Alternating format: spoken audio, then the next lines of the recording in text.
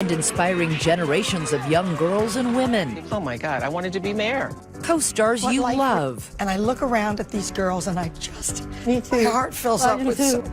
How the show almost ended before it ever got started. It tested and still retains this honor as being the lowest ranked television episode ever viewed. And our revealing visits with Mary through the years. They say she is so nice. The secrets no one knew. People were stunned when it came out that I went to Betty Ford. The struggle with diabetes behind that gladiator smile. You wake up and you say, is this going to be the day? Did you ever think this is insupportable? I can't stand it. I really can't. And the life-changing part in ordinary people that finally tapped her dark side. And then you come to me and tell me how to be happy. I mean, the whole movie is about the loss of a child, the loss of a son, and then that happened. Very reminiscent of my own life. Now we celebrate and say goodbye. Thank you for being my family. Hats off in Minneapolis today for the legend who made it. After all. Good evening, everyone. I'm David Muir. And I'm Elizabeth Vargas. She was the woman millions of people welcomed into their homes every Saturday night and into their hearts forever. Mary Tyler Moore, who died this week at the age of 80 of heart problems related to pneumonia. For so many of us, she changed our futures, one laugh line at a time. But behind those laughs, she also hid great pain and, as we now know, personal heartbreak. So tonight, a special tribute to Mary Tyler Moore. Stories from her friends right here, also your favorite episodes, and the surprising thing she said was her greatest regret, which had nothing to do with showbiz. Mary Tyler Moore. Mary Tyler Moore dazzled us with her dancing. 3, 4, 5, 6, 7, 8. Made us keel over in laughter. I usually look so much better than this. And like the song says, turned the whole world on with her smile. Mary Tyler Moore was without question one of the most influential actresses in television history. All you needed to say was one word, Mary. Everybody knew you were talking about. She ripped up the television comedy rule book and rewrote the chapter on women. I'm obsessed, and you're just ignoring it. Well, I figured it was just one of those woman things. Mr. Brand, it's not. She was actually one of the first to portray a modern woman on television. She reaches right out through the television set, says, yeah, I gotcha.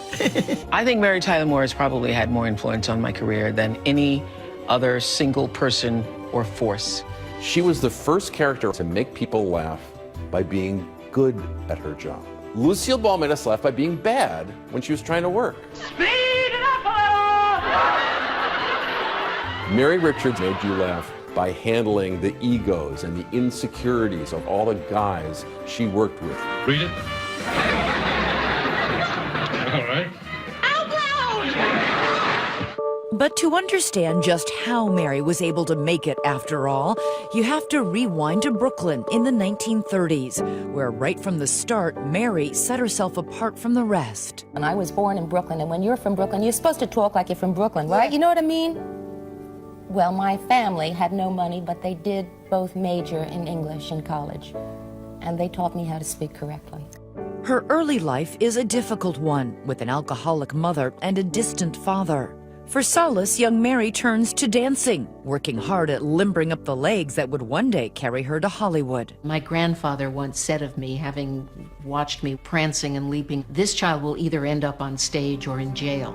When her family decides to go west, moving to California, 9-year-old Mary is the first one out the door. I knew I would be discovered in Hollywood. I mean, it wasn't likely to happen in Brooklyn. At 18, in an act of rebellion, Mary marries her first husband, a salesman nearly 10 years her senior. She would later explain why to Barbara Walters. Why did you get married so young? Well, you know, I don't want to denigrate my parents, but I was going through a stage at about 16, 17, 18, where I didn't like them very much, and I really wanted to be independent. I didn't want to be told what to do. Every day. In 1955, Mary breaks into show business I'm Happy Hot Point. as a dancing pixie, but Hot Point Appliances goes cold on Mary after she gets pregnant. There I was, not looking very much like the logo they had in mind. After the birth of son Richie, she turns to acting, and though it may have started slow with bit roles on television, She told our Diane Sawyer in 1993 it was her only option. You really think that you would have gone in some completely different trajectory? If I hadn't Dancing become an in a go-go actress, club or- I think I probably would have been homeless. I really don't think there's very much else in life I was prepared to do. But I was disciplined. That discipline would carry Mary to her big break. In 1961, she is called into audition for the Dick Van Dyke Show. Legendary comedian Carl Reiner was the show's creator. And she said the first line, and I heard this sound in her voice, a ping in her voice. My hand became the claw in that machine that picks out candy at the arcades. I walked across the room. In the middle of the scene, he put his hand on my head, sitting in a chair across from him, and said, "Get up." I got up, and he steered me down the hall to Sheldon Leonard's office. And I said, "Sheldon, I got her." The Dick Van Dyke Show. But her on-screen husband, Dick Van Dyke, isn't as sure. She was 23 when she came on the show and had never done any comedy. I knew I was in with a bunch of black belts in comedy, and I had no real experience at it. Even if Mary herself was a little unsure, America wasn't.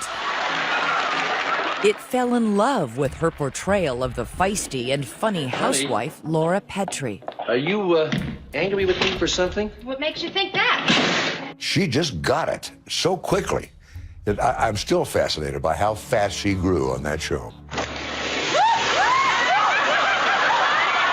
But as her career takes off, Mary's personal life stumbles when her first marriage fails.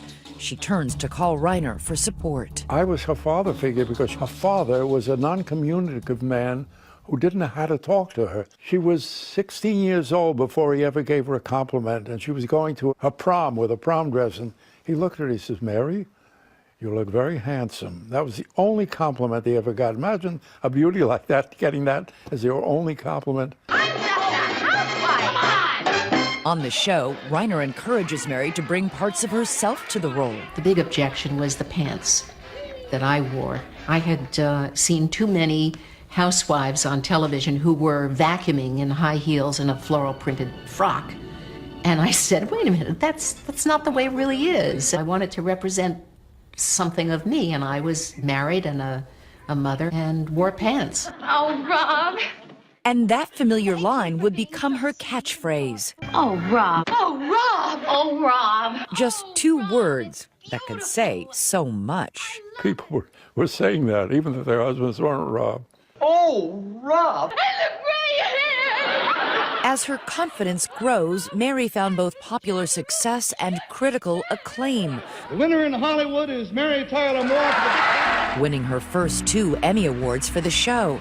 But far more gratifying for her personally was the respect of one particular peer. Gee, I'm glad you're home. How's about a great big... I'll see you later. Lucille Ball was our landlady at that point. She owned Desi Lou, and we'd be rehearsing on the set, and then we'd hear a laugh. We looked up, and there she was on the catwalk, and she'd be up there watching us. And I will never forget, one day she sort of walked out of the studio and then came back and came up to me and she said, "You're very good," and then walked on. And that was the greatest gift I ever received in this business. The Dick Van Dyke Show ran for 5 seasons before going off the air in 1966. It was the end of a family. The family that I never felt comfortable with as a child. I suddenly felt at home with this bunch of people. And by now, Mary had married a second time to an advertising executive named Grant Tinker. Together, the couple was about to transform the TV landscape. What nobody saw coming was that she would be front and center on one of the most formative shows in television history. This was a seismic change. Stay with us.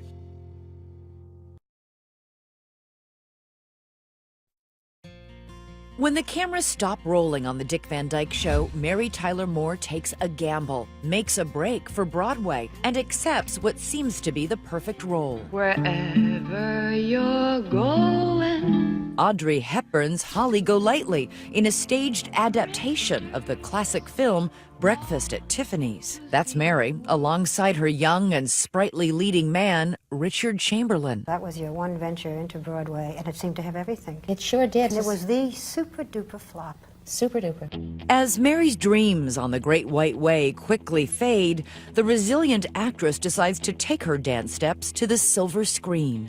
I must study you if I'm going to be an actress.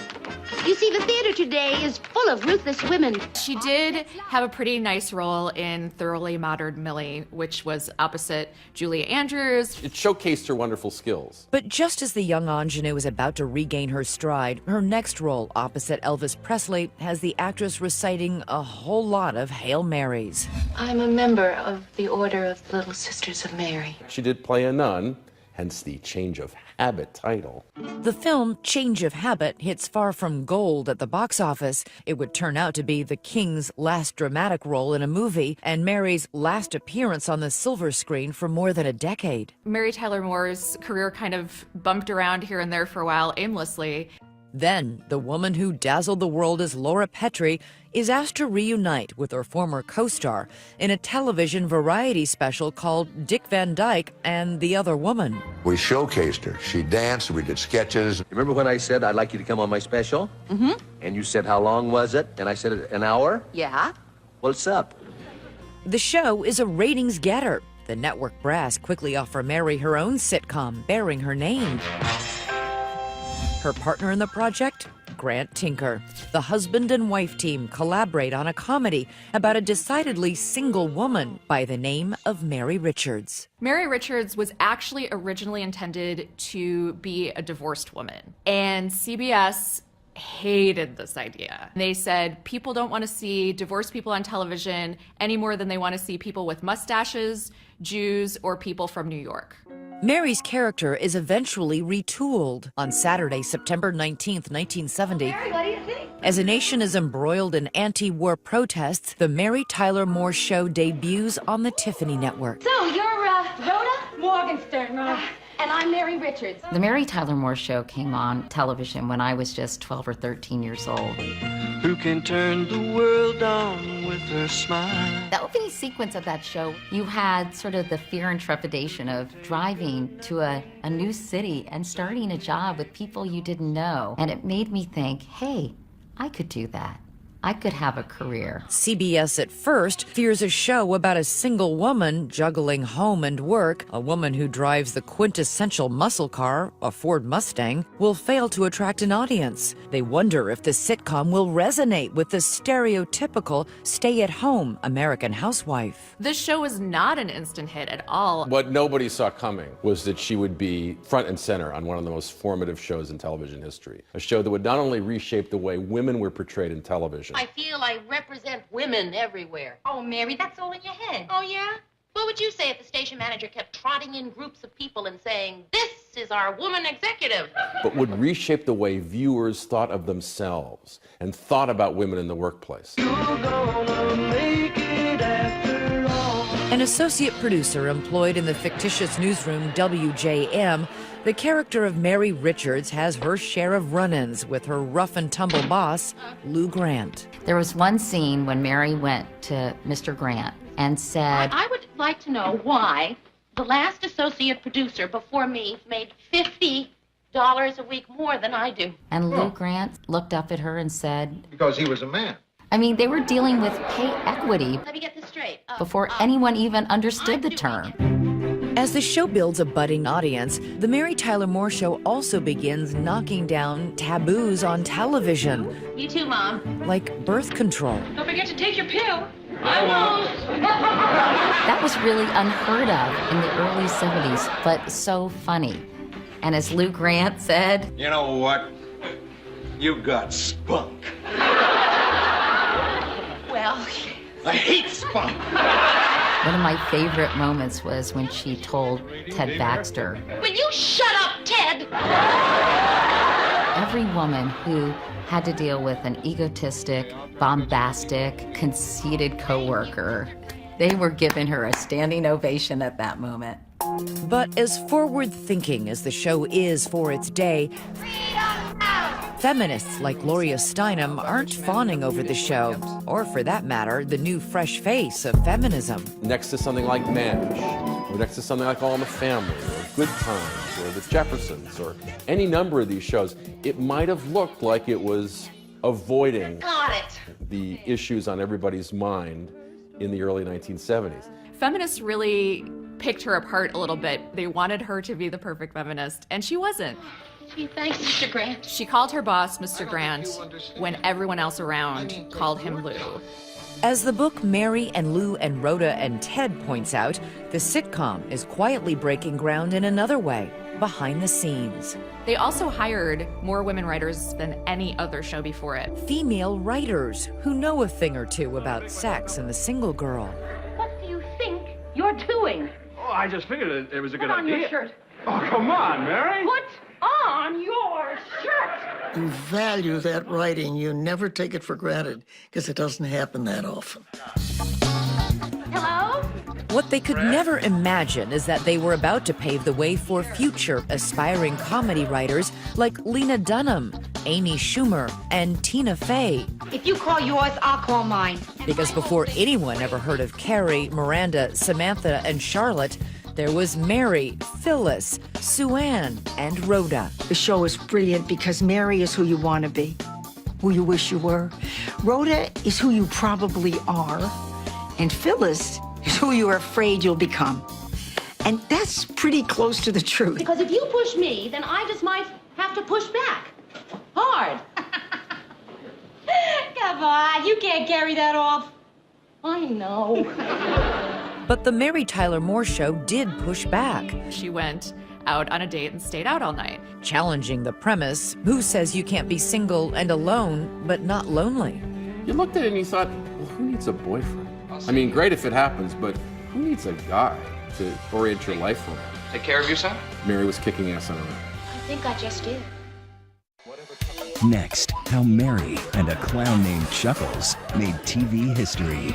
A little song, a little dance. A little salsa, darling. Comedy gold. When we return.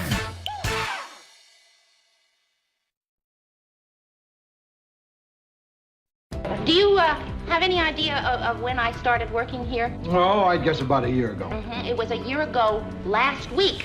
By season 2, Against the Odds, America embraces a complex, strong, modern working woman, and Mary Tyler Moore begins to shine. How many big disasters do we have here in Minneapolis? Hi, guys. Oh, nice timing, Ted.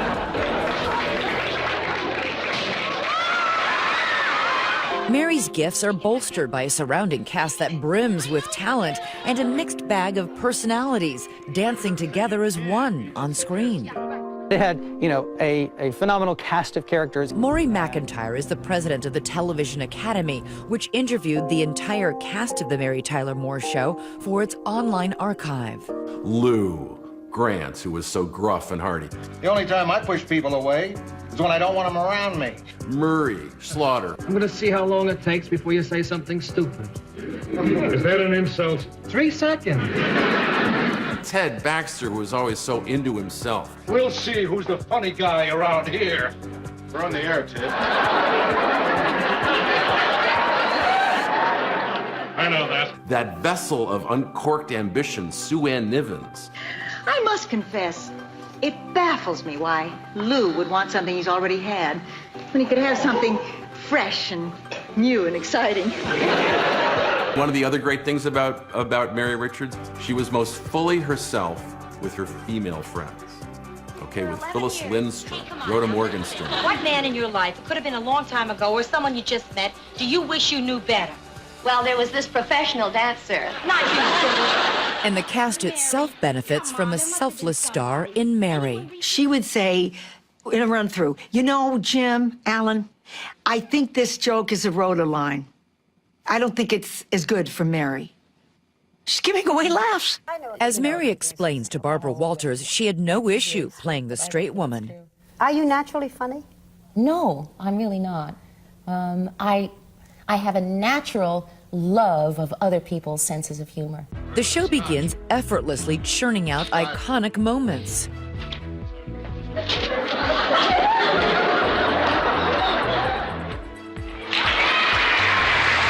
There was the one where Walter Cronkite shows up. That's pretty funny. Excuse me, could you tell me where I could find Lou Grant? Yeah, he's right in there.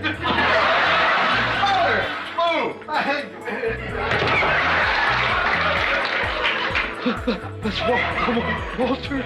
Bronchitis. I thought you said you were good friends. Oh, I never said we were good friends. I only said that we never met. Speaking of good friends, Rhoda and Phyllis keep the laughs coming at Mary's stylish apartment in the attic of a Victorian in Minneapolis, which still remains a tourist attraction. The show where Valerie has lost her job as a window dresser. And she's in Mary's apartment day and night and day, 24/7. I'm just sick of it. I'm just sick of it. Mary, we have to force her to take a good, hard look at herself. We have to shake her up. We have to slap some sense into her. And she says, Rhoda, Rhoda! Rhoda. Rhoda! And then she comes over and disconnects my dryer. Rhoda!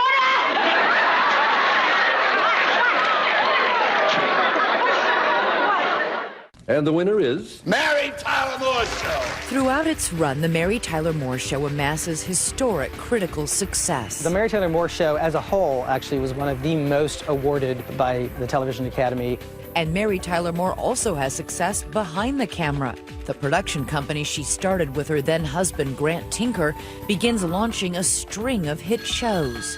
They did The Bob Newhart Show. Hello? They did their spin-offs from The Mary Tyler Moore Show, which were Rhoda, Do you believe this person? Lou Grant, I liked you better fat. Everybody says that. Phyllis, It fills a void since the passing of Lars. Hill Street Blues, St. Elsewhere. The MTM signature, a cat meowing in homage to the roar of the MGM lion and to Mary herself. I think it actually really symbolizes her nicely because she was a tough broad, but she was also this amazing comedic actress and powerhouse.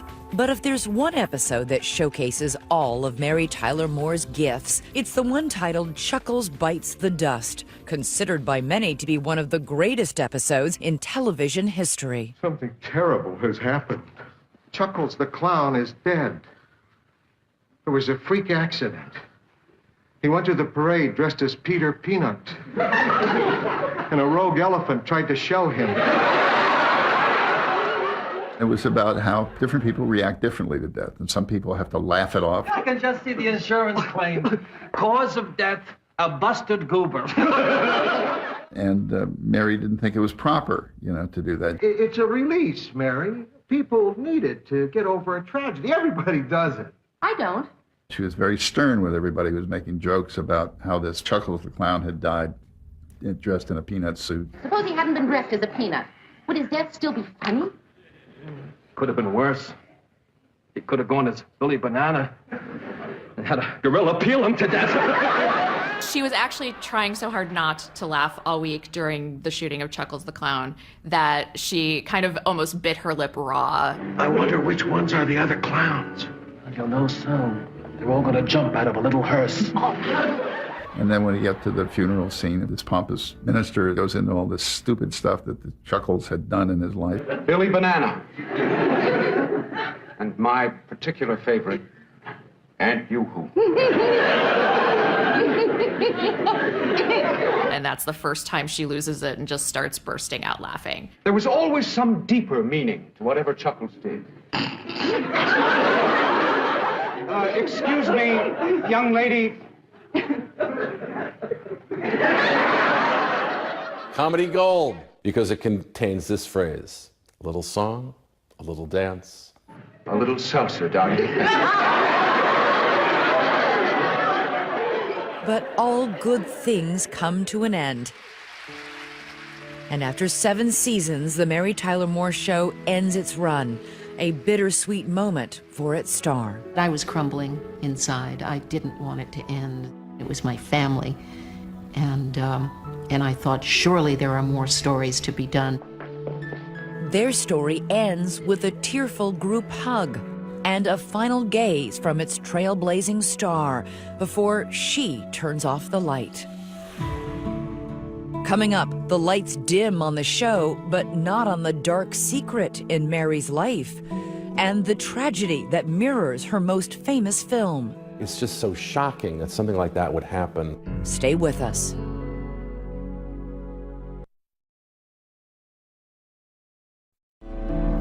"2020 continues with Mary Tyler Moore, After All."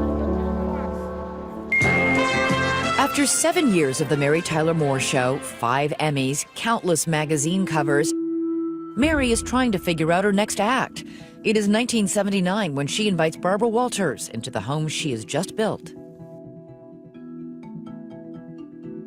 Her 16-year marriage to Grant Tinker seems, if only on the surface, to be as solid as ever. You never thought, hey, look at all I missed out there? No, because I get so much from Grant. I think of him primarily as my best friend, and he is also my lover. What more do I need?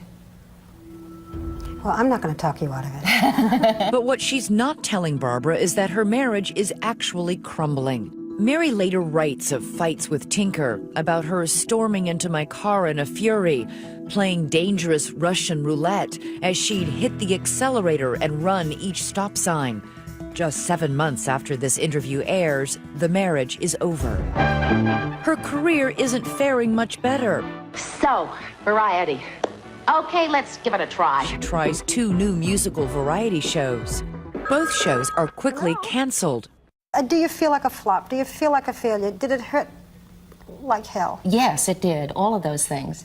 Yeah, it really hurt a lot. I'm going to be very grown up, lay some of the responsibility on myself, and say, okay, look in another direction.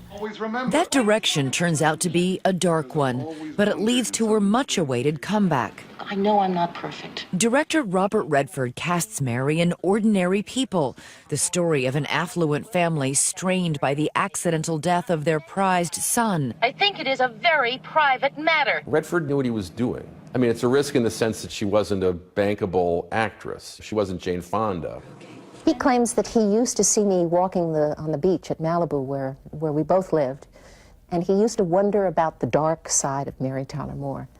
And I guess he was right to wonder about that, because there is, in fact, a dark side.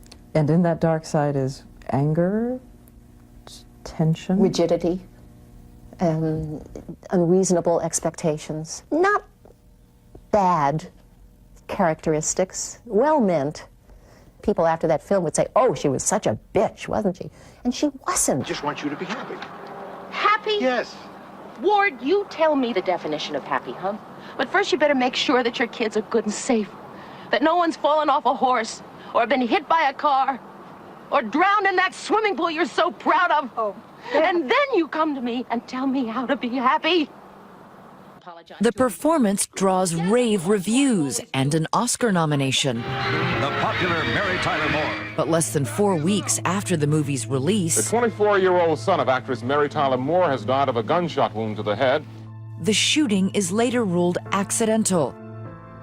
I mean, the whole movie is about the loss of a child, the loss of a son. It's just so shocking that something like that would happen right in the middle of her talking about this movie.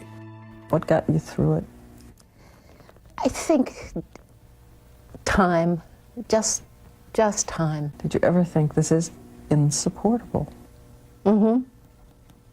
Yeah, but I know that the only alternative is not one that I want, and the alternative is to not be here. But Mary is checking out in other ways, turning to alcohol, a secret addiction she has been hiding even during her star turn as Mary Richards.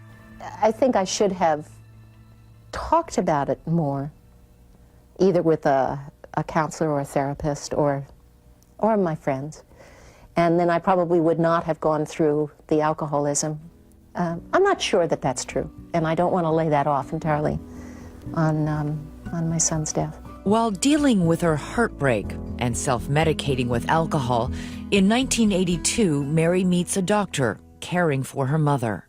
I saw this tall, dark, handsome doctor, and I thought to myself, well, Mary, you bad girl, you know what you're going to do, don't you? And I did. I knew I was going to be assertive, and I was going to make the first move. How did you make the first move?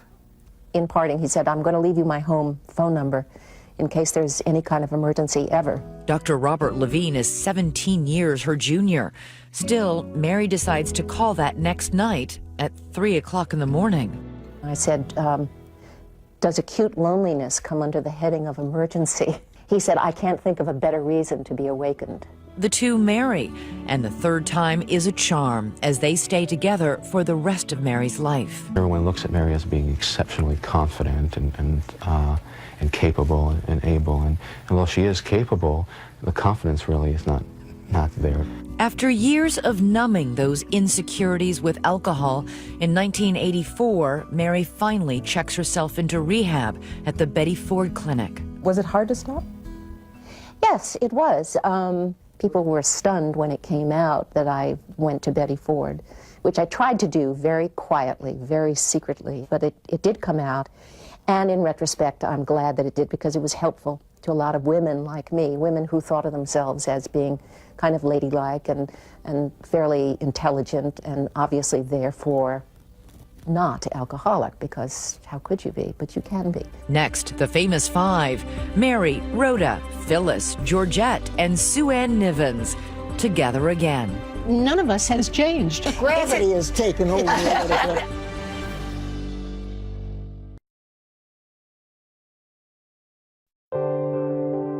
In a career that spanned nearly 6 decades, full of smiles and success, there's something else: a lifelong struggle with type 1 diabetes. When you're a diabetic, you live with the question, sort of, if I can put it in a dramatic way, every day you wake up and you say, is this going to be the day that the kidney fails, or that this fails, or that I have a heart attack or a stroke?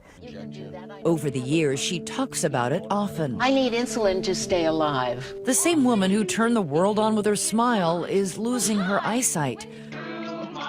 Who danced with Dick Van Dyke becomes unable to walk down the street without stopping to rest. Join us. Your help is our hope. And now, in a very different kind of role, Mary Tyler Moore changes the world again. We're here because of our children, our loved ones with diabetes. She was thinking of young people who needed her support and needed the funding and research to try to change their lives. As international chairman of the Juvenile Diabetes Research Foundation, she gives her time and her famous face to make people in power care about the issue. And it won her the respect of the medical community and of everybody who ever saw her on that behalf. We need to be able to tell the children that we are investing the dollars necessary. Her heart was bigger than anyone I've ever met.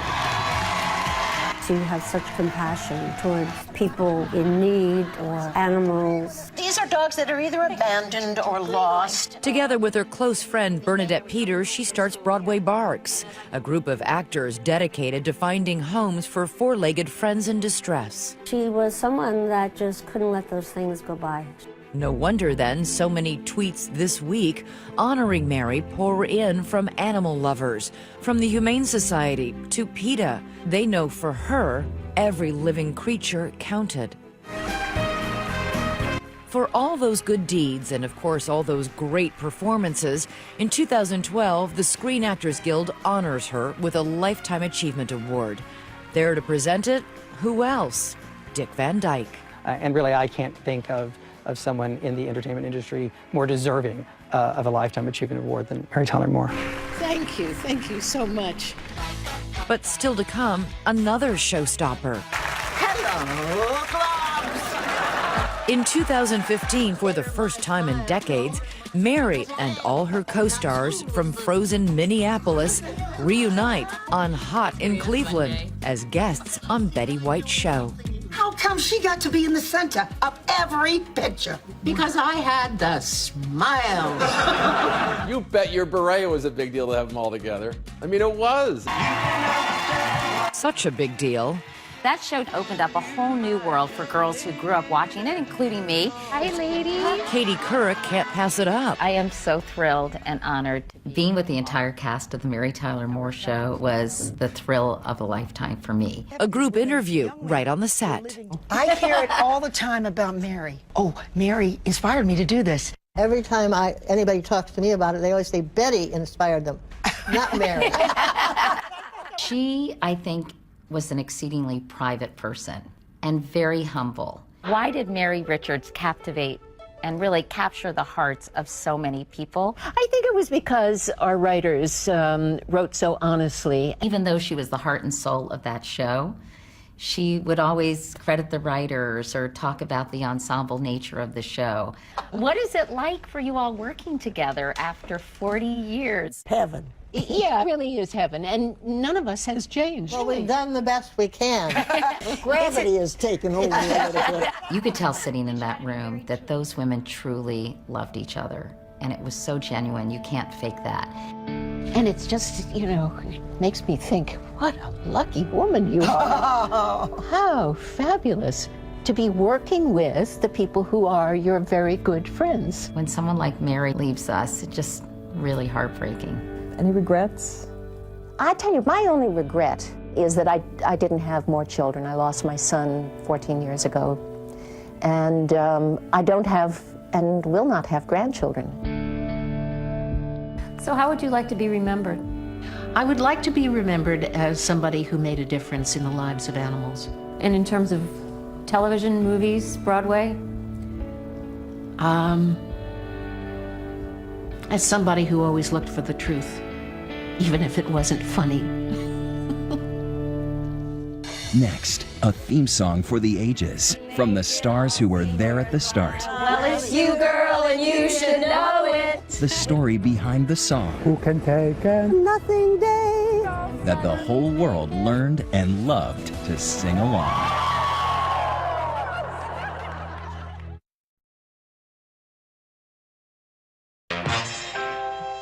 It has become one of the most beloved sitcom themes in history by asking a simple question. Who can turn the world on with her smile? Endlessly recreated from Joan Jett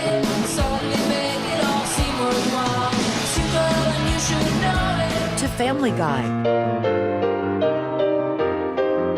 For creator Sonny Curtis, a musician with a rock pedigree, the song comes surprisingly easily. Well, it all happened in one day, believe it or not. Based off a 4-page description of the show, Curtis writes the song, Love Is All Around, in one afternoon, rushing to CBS to play the tune for show's creator James L. Brooks. He said, you know, you're a little early. We're not quite to the stage of picking a theme song. And he said, but I'll listen to what you got.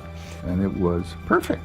I mean, we didn't change a word. It may only be 56 seconds, but even decades later, 2020 has no problem finding people who know every word to that iconic song. Who can turn the world on with her smile? Who can take The nothing day and suddenly make it all seem worthwhile. Well, it's you, girl, and you should know it. With each glance and every little movement, you show it. love is all around? No need to waste it. You can have a town. Why don't you take it? You're gonna make it after all.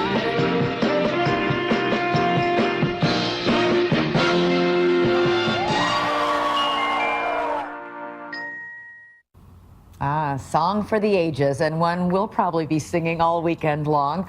So what was your favorite Mary Tyler Moore scene or episode? Let us know on Facebook or Twitter. Use the hashtag ABC2020. Thanks so much for joining us tonight as we say goodbye to an American sweetheart. I'm David Muir. And I'm Elizabeth Vargas. From all of us here at 2020 and ABC News, have a great night and a great weekend.